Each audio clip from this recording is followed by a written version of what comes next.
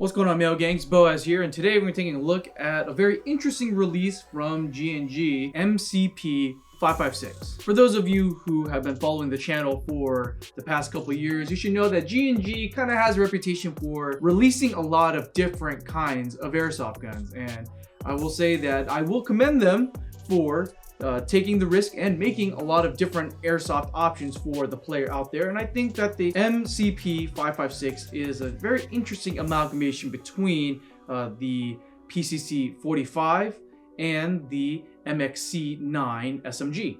Even though for legal reasons, I will say that it is a healthy amalgamation between the PCC 45 and the MXC9. Honestly, it just kind of looks like an MXC9 that can take 556 or M4 magazines.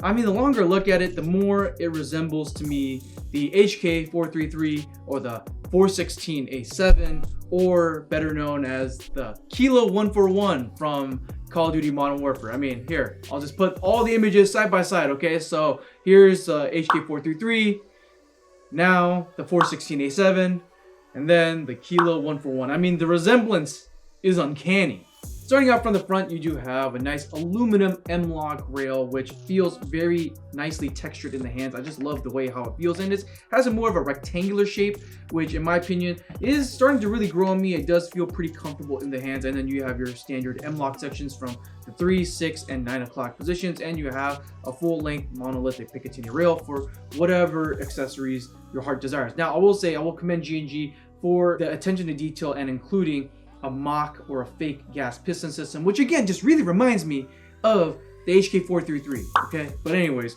moving towards the receiver set, this is kind of where I guess you would say it's just an M4 variant of the MXC9. I mean, if you just look at the receiver group alone, it just, the resemblance again is very, very close. You just have a wider magazine well to where it can accept your standard M4 magazine. Now, I will say that I do love the design of this receiver group. Instead of having the rear charging handle like you would in most M4s, you do have the side mounted charging handle, which is cool to see, and it has a functioning bull catch, which is nice. And then you have a full ambidextrous fire control suite over here, so your magazine release, your bolt release, and your fire selector are going to be fully ambidextrous. And the finishing touch on this receiver set is going to be, they do have a very nice flared magazine wall, just making reloads that much easier.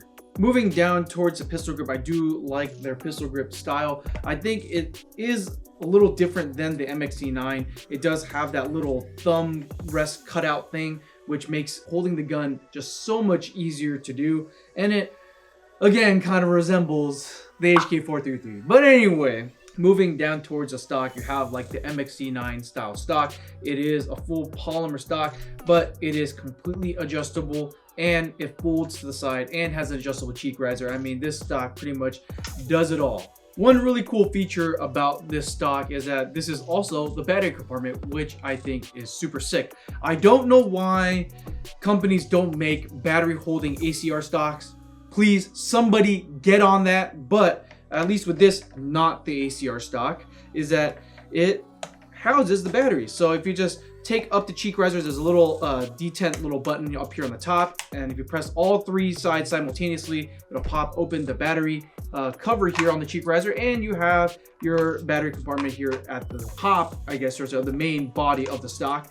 And it is wired to Dean's out of the box, so thank you, G&G, for including that. But I will say, just judging by the battery space, you're kind of limited as to what kind of battery you want to run. I would recommend anything between like a 900 milliamp to 1,000 milliamp LiPo battery, and putting this thing back on is a whole nother task if I can do it correctly. Ah, yes, okay, yeah, what an absolute chore that is. But I will say, G&G, kudos to you for finally making an ACR-like stock that houses the battery. Some other notable features about the MCP 556 is that you get 2 QD points here in the rear of the stock. You have this, I guess you would say like this giant thick sling loop. I guess you might have to like loop something else, like maybe like a length of paracord, and then hook your sling into it. It's pretty thick. And on the top, you do have your included CAC style flip up iron sights, which is very nice. And you get your nice aggressive flat trigger. Included with the gun is G&G's GOM V2 105 round mid-cap magazine. Actually, it says so on the mag itself. It tells you that it holds 105 rounds. I think it looks okay, I guess.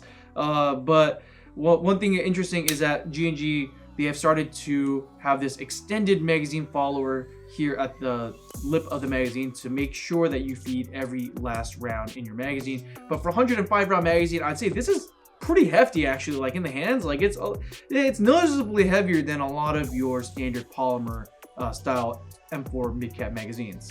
Internally is where I really start to dig the MCP 556 because G&G has elected to use a standard version 2 gearbox in this non-standard looking gun, which is an immense relief. In fact, this same gearbox is shared across a lot of its similar looking cousins. They are using the G2 Gearbox, which is quickly growing to be one of my favorite gearboxes that G&G offers to this day. It is seen on the CMF16, it's seen on the PCC45, the MXC9, the SSG1. Okay, it is a very smooth cycling gearbox. I love how responsive the trigger is out of the box, and the rate of fire is pretty healthy, even though I don't really shoot full auto anyways.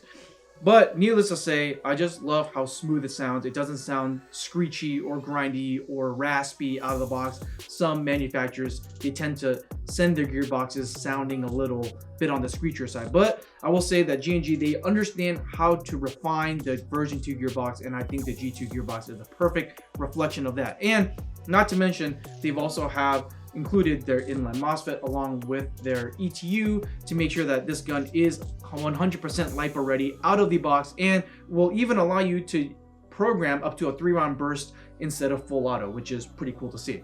And finally, G&G has included their rotor cell hop-up unit, a standard inner barrel, and of course G&G's legendary hop-up buckings. I mean, in general, whether you go with the blue, the green, or the black, a lot of techs really favor the G&G buckings. They just know how to make good buckings. But in my humble opinion, I would probably, the first thing I do when I get this gun is swap the inner rail for a unicorn inner barrel and bucking combo, because of how insane the range and accuracy becomes once you install it. I mean, it's one of the easiest mods you can do for your airsoft gun, and it dramatically increases the performance. With that being said, the G&G MCP 556 chronos in anywhere between 330 to 340 FPS using a 0.2 gram BB, and has a rate of fire of around 22 rounds per second using an 11.1 LiPo. Okay, enough talking. You know what time it is. It's time to shoot this bad boy, Isaiah. Grab a battery and some BBs. Let's get out there on the range. I don't work for you. Yes, you do. Yes, you do.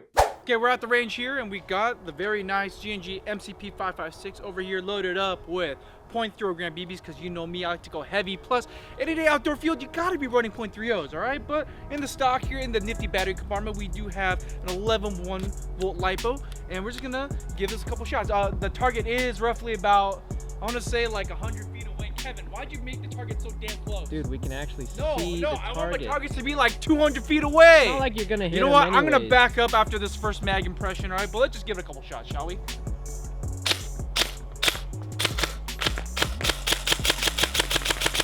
Oh, yes. Easily getting on target, because you're so close. But I just love the sound of the gearbox. It just sounds so smooth cycling. And I could just ramp this thing up and just really spam the hell out of this thing in semi.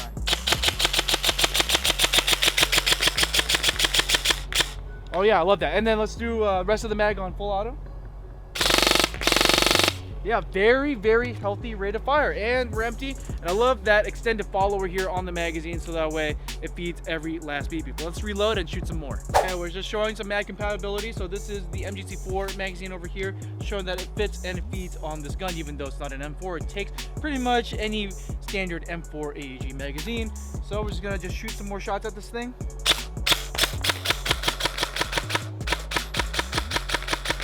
I love how responsive the gun is on semi-auto, but even the full auto dump.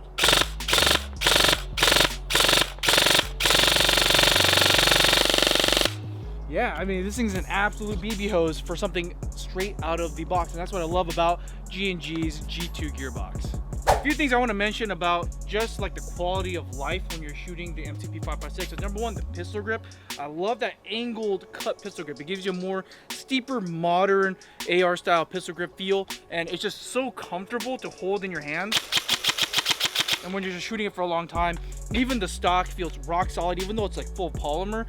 You don't get very much wiggle or play in it like most buffer tubes do out of the box. I love the cheek riser and the combination with that rubber stock pad. I mean, it just feels really good when you press it against your shoulder. Like it is so comfortable. It makes you really confident when I'm holding the gun. And finally, the flared magwell. I mean, it just is so fast to reload on this guy because of how flared the magwell is. You drop that mag, as soon as it just drops, you can just force in another magazine. I mean, here, I'm trying one more time. Just, you know, like you can be really sloppy with it and it'll just guide you right in. I mean, it's so fun to reload off this guy.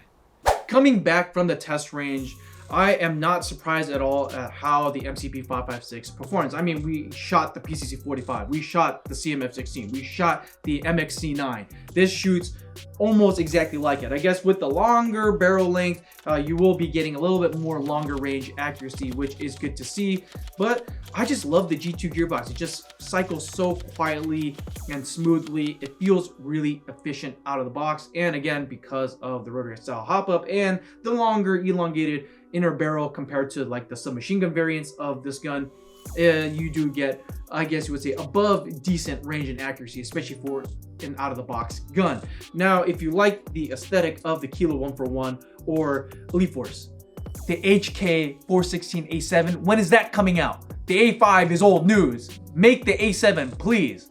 But in the meantime, if you like the aesthetic and you wonder how much this all costs, well, right now at airsoftga.com, the G&G MCP 556 retails for $325, and please make sure to take advantage of the Wombo combo, which gives you automatic free shipping and reward store credit. $325 for not the Kilo 141 is honestly, in my opinion, pretty fairly priced. I mean, it's only $10 more, I think, than the MGC4, which is, you know, a standard M4. So if you want to get away from that, yeah, it will cost you $10 extra, but I will say that it is a very good gun in its own right. Again, with that G2 Gearbox, it is a legendary gearbox platform where, you know, it cycles very smoothly, very efficiently, and this gun will last you a very long time. Not to mention, if you can still find it, Packin makes the G&G ETU++, where if you want to really push this gun to its limits, you can easily do that. For a long time, G&G has kind of overpriced their guns, in my opinion. Like, they've sold a lot of the guns for like a lot, and I would say bringing it back down to that $300 price point really puts it in that upper middle to lower high tier level of airsoft gun, which I think for the performance, this is kind of where this gun sits. So I'm pretty happy that G&G has fixed the pricing on their guns and made it more appealing for a lot of players to pick up. Can I honey badger this? Is this possible? Is this a possibility? I think this is girthy enough. The real system is girthy enough for me to honey badger. So maybe we'll feature that on a future episode. Thank you guys for stopping by and checking out our review of the G&G MCP 556. And I will say this is a very sick looking gun, especially if you have a lot of M4 mags and, you know, you want to stay in the M4 or version 2 gearbox ecosystem, but you don't want a traditional M4. I think this is a fantastic option to have, and I'd say it shoots very well as well. If you guys haven't shot a G2 gearbox from G&G, I would highly recommend it at some point because, again, it just feels very optimized in the hands. But let me know what you guys think in the comments down below. Should Elite Force release their HK 416A7? I honestly think that they should. I'm just glad that G&G beat them to the punch in a way, not kind of. Please don't sue each other. I very much want this gun to be around. But if you guys like what you're seeing, please make sure to hit that subscribe button, as well as liking the video and hitting that bell icon to get notified of every time we upload a new video. If you want to support us directly, if you really like the content you're seeing and you want to see more, and you want to help keep these lights on and that camera rolling, please make sure to stop by Airsoft GI for all your airsoft needs, including this very spicy looking MCP 556. My name is Boaz, and we'll see you next time, Mail Gang.